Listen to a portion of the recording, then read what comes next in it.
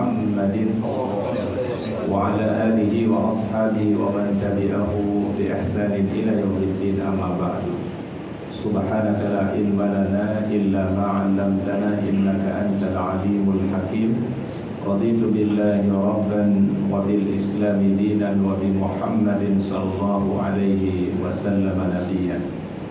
Hadirin kaum muslimin jamaah salat zuhur yang dirahmati dan dimuliakan oleh Allah Subhanahu wa taala. Alhamdulillah tidak ada kalimat yang paling terbaik kecuali mari kita memanjatkan puji syukur kita kepada Allah Subhanahu wa taala yang tidak henti-hentinya memberikan kita berbagai macam rahmat, karunia dan kebaikan untuk kita semua, terutama nikmat iman dan Islam, nikmat sehat dan kesehatan. Pada siang hari ini kita bisa memenuhi panggilan Allah Ta'ala melaksanakan salat zuhur secara berjamaah. Mudah-mudahan aktivitas bekerja kita, apa yang kita tunaikan pada hari ini, baik ibadah yang wajib ataupun ibadah yang sunnah, diterima dan diridhai oleh Allah Subhanahu wa taala. Rabbana taqabbal minna innaka antas samiul alim wa tub alaina innaka antat tawwabur rahim. Salawat dan salam mari kita sampaikan kepada uswah hasanah kita, teladan kita yang mulia Nabi Muhammad sallallahu alaihi wasallam. Mudah-mudahan salawat dan salam kita untuk beliau dalam kalimul akhir kita mendapatkan syafa'atul uzma dari Rasulullah Muhammad sallallahu alaihi wasallam. Allahumma fassalli wa sallim ala sayyidina Muhammad. Hadirin yang dirahmati dan dimuliakan oleh Allah Subhanahu wa taala.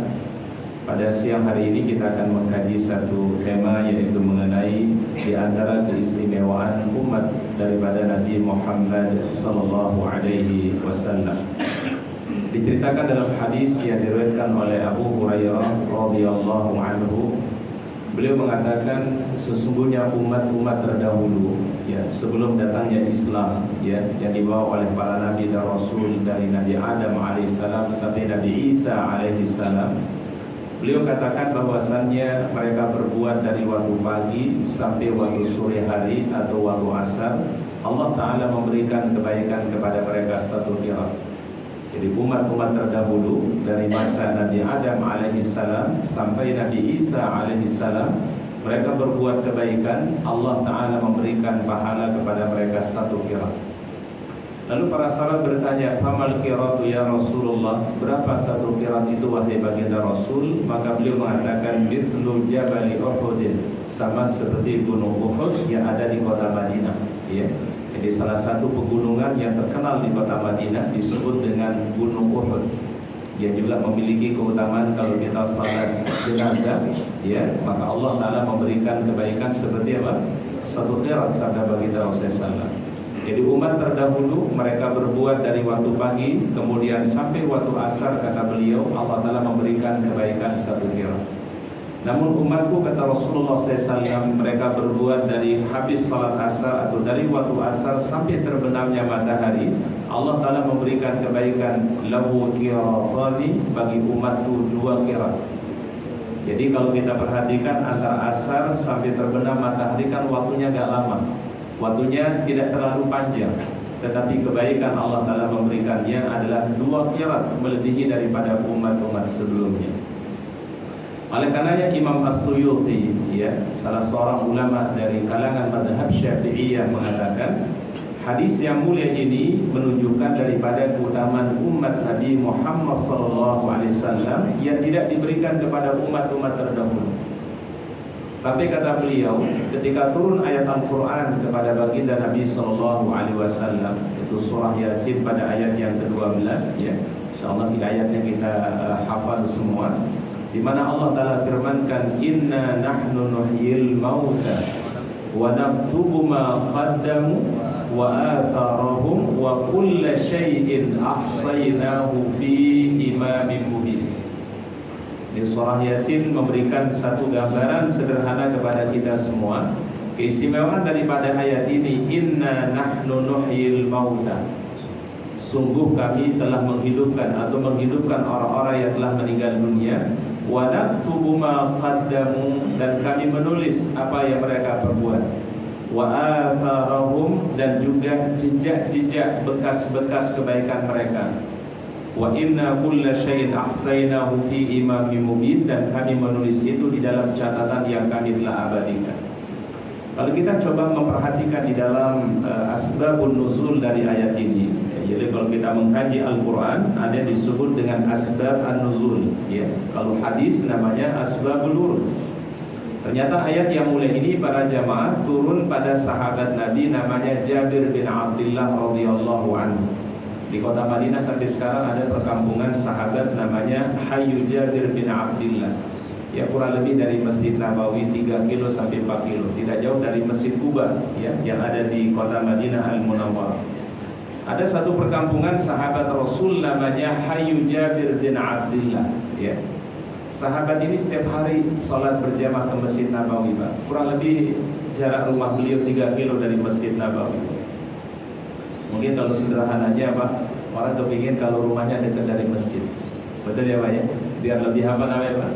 Biar lebih leluasa, ya, tidak terlalu memakan waktu untuk menuju masjid. Maka sahabat ini satu pada baginda Rasulullah, saya punya rumah di kampung Jabir bin Abdullah ini, saya ingin jual dan ingin mencari rumah yang dekat dari Masjid An-Nabawi, yang mungkin lebih praktis, ya, kalau untuk sholat berjamaah bersama baginda Rasulullah Sallallahu Alaihi Wasallam. Tapi apa kata beliau? Ya Jabir bin Abdullah, la, ya, kata Nabi SAW, jangan engkau menjual rumahmu, ya. Jadi rumahnya tadi jaraknya kurang lebih sekitar 3 kilo dari Masjid Nabawi.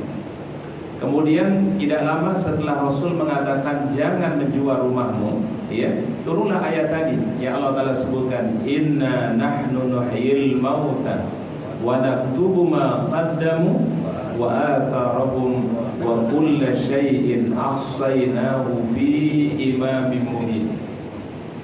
Jadi ternyata yang Allah Ta'ala tulis itu para jamaah bukan hanya kebaikan yang kita perbuat, bukan hanya amal soleh yang diperbuat, tetapi jejak langkah kita menuju kebaikan pun itu ditulis sebagai kebaikan oleh Allah Subhanahu wa Ta'ala.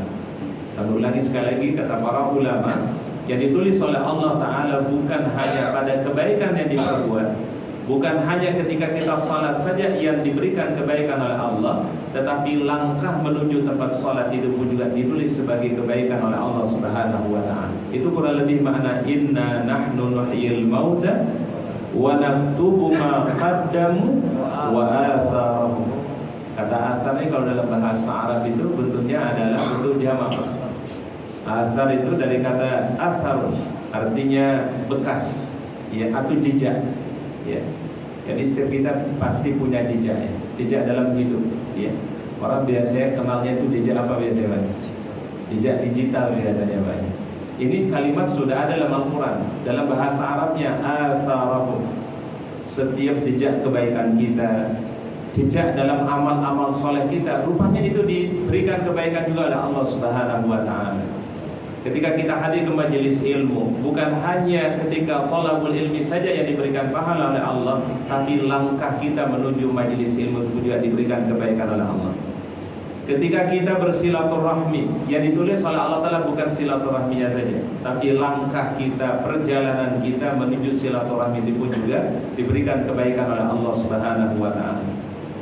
Bekerja kita, bukan yang Allah Ta'ala berikan kebaikan pada pekerjaan kita saja, tapi langkah menuju tempat bekerja pun juga menjadi kebaikan dari Allah Subhanahu wa Ta'ala. Inna nahnu nuhyil mauta wa naktubu ma qaddamu wa atharahum wa kulla syai'in ahsaynahu fi imamin mubin. Nah, sehingga kalau kata para ulama, di antaranya Imam Nawawi mengatakan, kalau kita mengukur kebaikan itu pada ibadah mahdoh saja, rasanya ibadah kita sedikit, Pak. Ya, jadi kalau kita ukur kebaikan itu hanya pada ibadah mahdoh saja, itu kebaikan itu sangat sedikit sekali, Pak. Ya, kayak sholat 5 waktu misalnya, Pak. Sholat 5 waktu gak memakan waktu lama, Pak. Kita sholat zuhur mau kita di 10-15 menit, Pak, ya. Tambah wiridnya, tambah doanya. Nanti kita sholat asar juga 10-15 menit. Sholat maghrib juga demikian 10-15 menit dan seterusnya. Jadi kalau kita patok kebaikan itu hanya pada ibadah mahdoh saja, rasa-rasanya belum cukup kita punya kebaikan, Pak. Maka di antara hikmahnya kata Imam Nawawi, ayat ini justru Allah Ta'ala memberikan kebaikan, bukan hanya kebaikannya saja dibalas oleh Allah, tetapi juga langkah kebaikan itu pun juga mendapatkan kebaikan dari Allah Subhanahu wa Ta'ala. Hadirin dirahmati oleh Allah Subhanahu wa Ta'ala, ada satu hadis dari baginda Rasulullah sallallahu alaihi wasallam, ini disebutkan dalam riwayat Abu Dawud ya, dengan sanad yang sahih dari Nabi sallallahu alaihi wasallam. Inna mimma yulhaqul mu'min min hasanatihi ba'da mautihi. Ada kebaikan-kebaikan yang terus tersambung kepada seseorang yang telah meninggal dunia dari kebaikan-kebaikan yang dia miliki. Jadi ada kebaikan yang akan terus mengalir dan tersambung kepada seseorang walaupun orang itu sudah tidak ada dalam kehidupan dunia ini. Yang pertama kata beliau, ilman 'allamahu, ya, ilmu yang dia ajarkan. Dan ilmu di sini kata para ahli hadis bukan hanya ilmu syariah, ya, karena bentuknya adalah bentuk nakirah. Kalau nakirah itu bentuknya sifatnya umum. Ilman 'allamahu. Jadi ilmu apa saja ia memberikan manfaat, kemaslahatan dalam kehidupan, termasuk kebaikan yang terus mengalir kepada seorang walaupun sudah meninggal dunia. Tidak disebut hanya ilmu syariah, Kalau ilmu syariah itu pakai alif lam biasanya, ya. Al-ilmu. Berarti kalau al-ilmu itu khusus. Tapi kalau ilman 'allamahu, ilmu apa saja yang kemudian memberikan manfaat, kemaslahatan dalam kehidupan ini, menjadi kebaikan yang terus mengalir pahalanya walaupun orangnya sudah meninggal dunia. Ilman 'allamahu. Maka doa kita setiap pagi hari itu, Allahumma inni as'aluka ilman nafi'an wa rizqan thayyiban wa amalan mutaqabbalan. Ya Allah, kami mohon pada hari ini ilmu yang bermanfaat. Apapun yang kami lakukan, semoga memberikan kebermanfaatan. Ilmu yang kami miliki mudah-mudahan bermanfaat. Umur yang Allah Ta'ala berikan juga memberikan kebermanfaatan. Wa rizqan thayyiban, dan juga rezeki yang thayyib, yang baik, yang barakah, ya. Wa amalan mutaqabbalan, dan amal-amal yang Kau terima ya Allah. Dan di sini kalimatnya sekali lagi para jamaah bukan menggunakan alif lam. Dalam bahasa itu kalau pakai alif lam biasanya khusus, Pak. Ya, tapi kalau tanpa alif lam itu berarti bentuknya nakirah, masih umum. Ilmu apa saja yang memberikan kemanfaatan, kemaslahatan dalam hidup ini, maka semua orang berpeluang untuk mendapatkan pahala yang terus mengalir walaupun sudah meninggal dunia. Ya.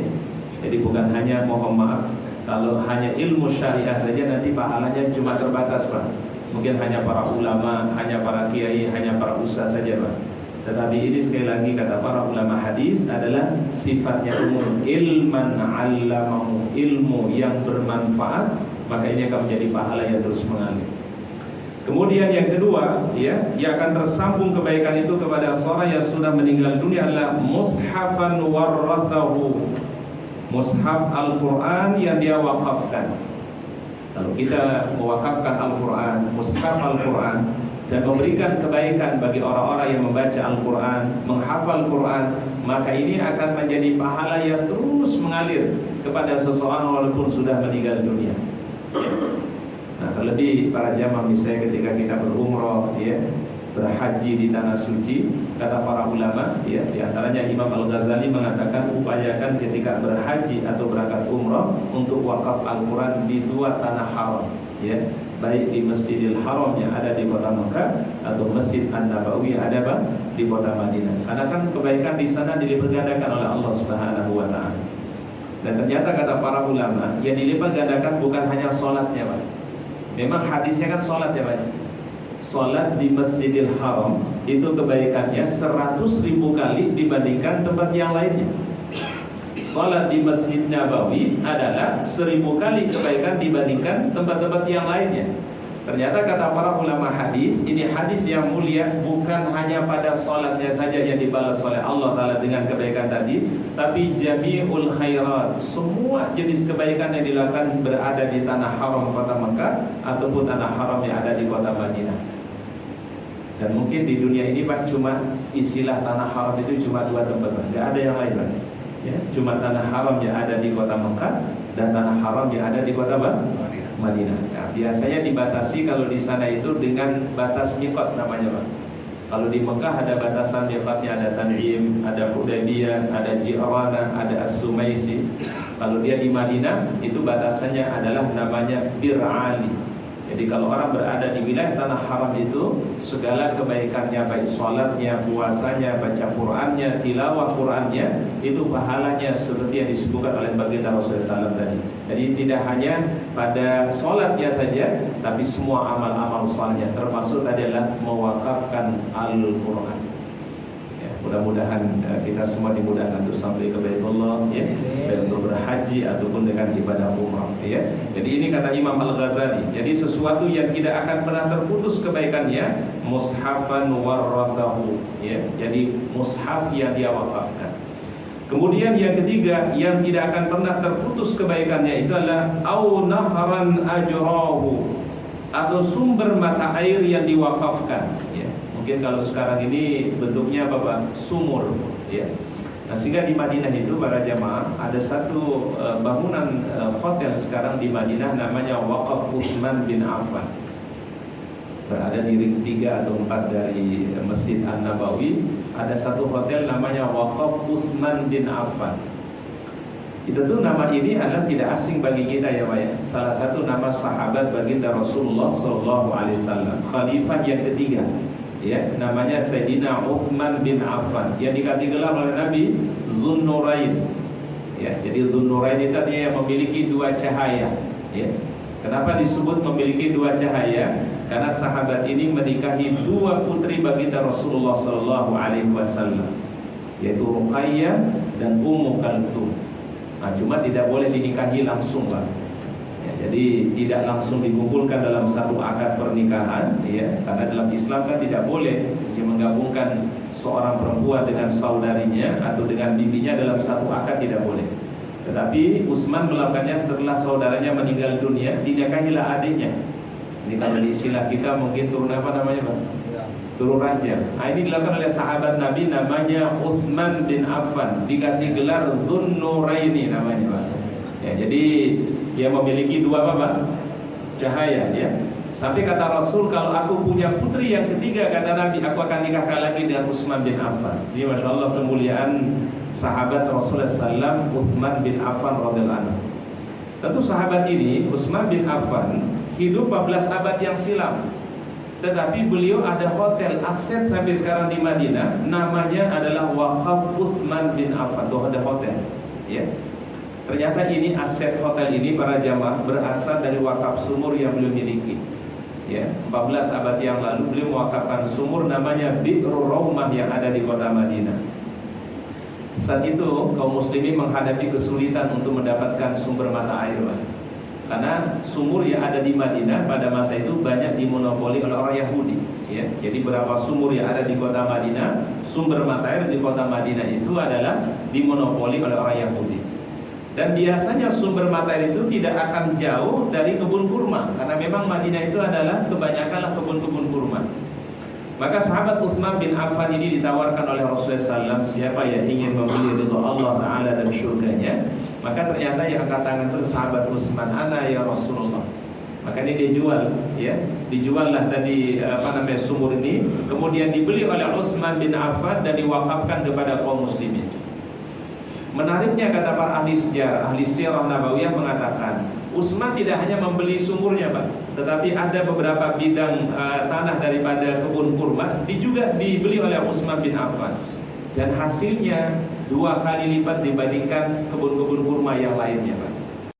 Nah, sehingga Masya Allah salah satu kajian yang para ulama mengatakan di antara keberkahannya wakaf, apa yang dimiliki oleh seorang itu pasti diberkahi oleh Allah Subhanahu wa Ta'ala.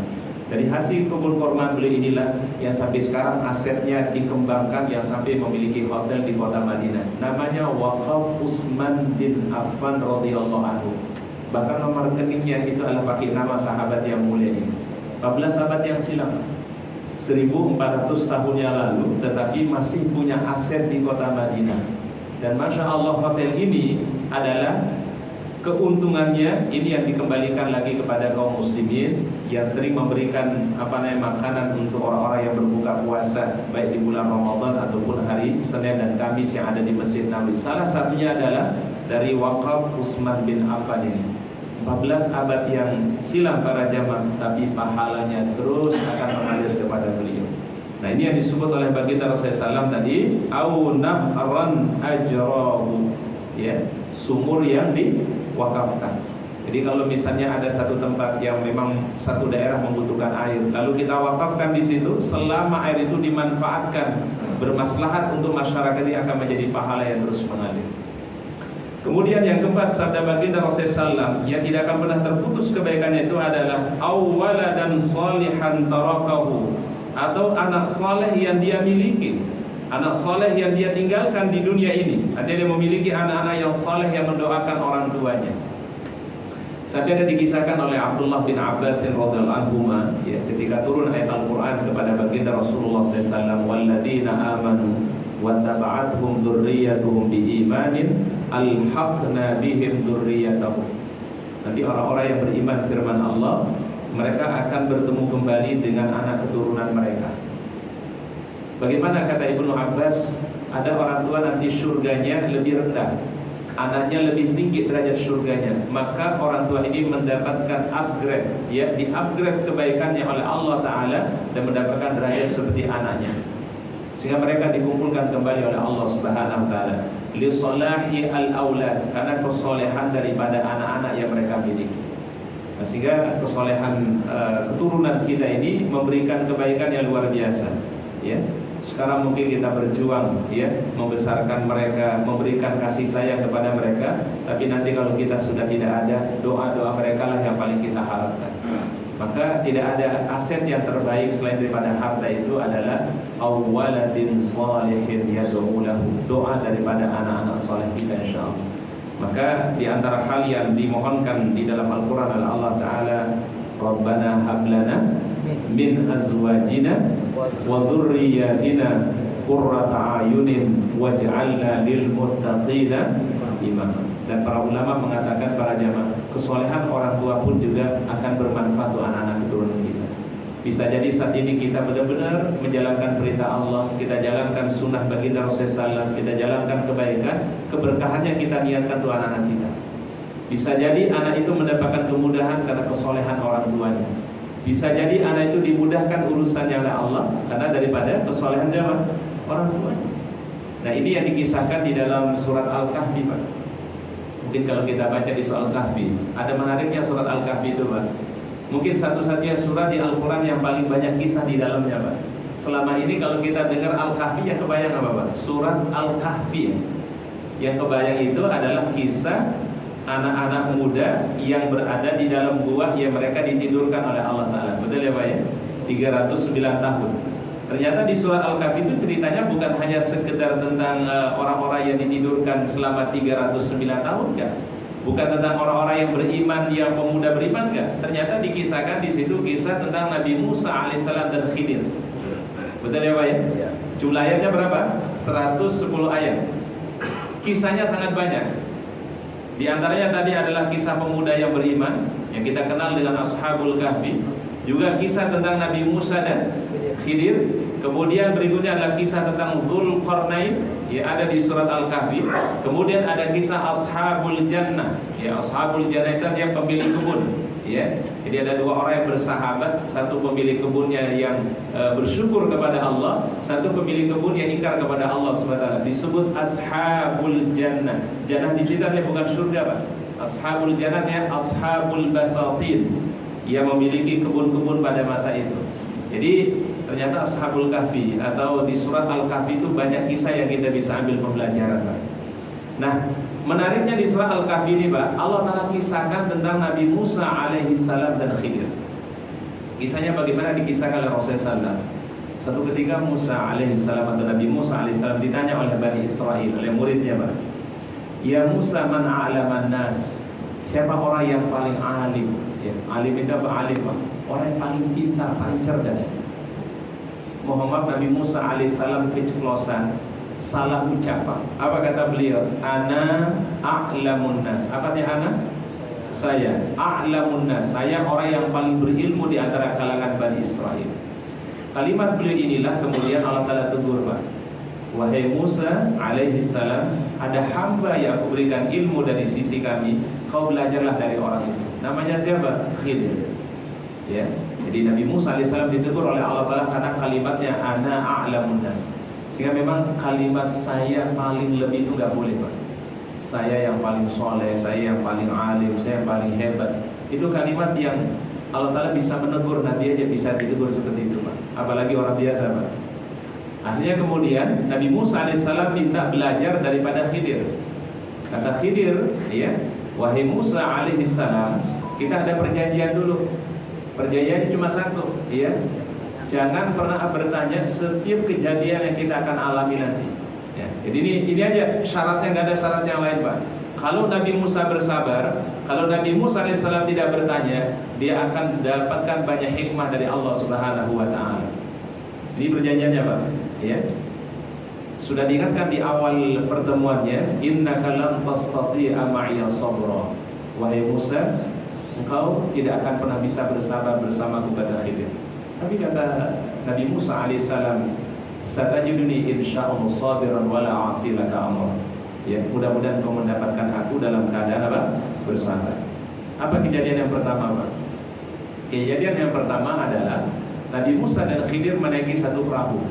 Ya, di tengah laut, ya. Tiba-tiba perahunya dibocorkan. Perahu ini padahal disewa oleh Khidir, oleh Musa alaihissalam dan Khidir. Apa kata Musa, wahai Khidir, kenapa Anda membocorkan perahu ini? Padahal tadi perjanjiannya jangan pernah Bapak. Nah, jangan tanya. Apapun kejadiannya yang tanya. Peristiwa yang berikutnya, yang kedua, ketika mereka sudah sampai di daratan, kemudian dia masuki satu kampung, dia mendapati ada beberapa anak sedang main di kampung itu. Kemudian ada satu di antara itu kemudian diambil oleh Khidir, dicekik pada bagian lehernya sampai meninggal dunia. Apa kata Nabi Musa alaihissalam, wahai Khidir, kenapa Anda membunuh anak yang tidak berdosa? Bukankah ini perbuatan yang mungkar? Apa kata Khidir, wahai Musa, bukankah kamu tadi sudah berjanji tidak akan bertanya setiap peristiwa yang kita akan alami? Ini perjanjiannya, Pak. Kemudian yang ketiga, ya, ini karena sudah dua kali melakukan kesalahan. Apa kata Khidir, kalau nanti yang ketiga, wahai Musa, kamu masih bertanya, itulah nanti perpisahan antara aku dan dirimu, wahai Musa. Hada firaqu baini wa bainak. Ya.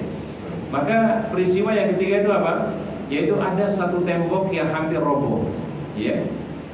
Beliau ketika masuk bersama Khidir di kampung itu, beliau minta makanan, ya, dari penduduk setempat. Tapi tidak ada yang memberikan makanan, minuman, perjalanan sangat jauh, safar yang jauh.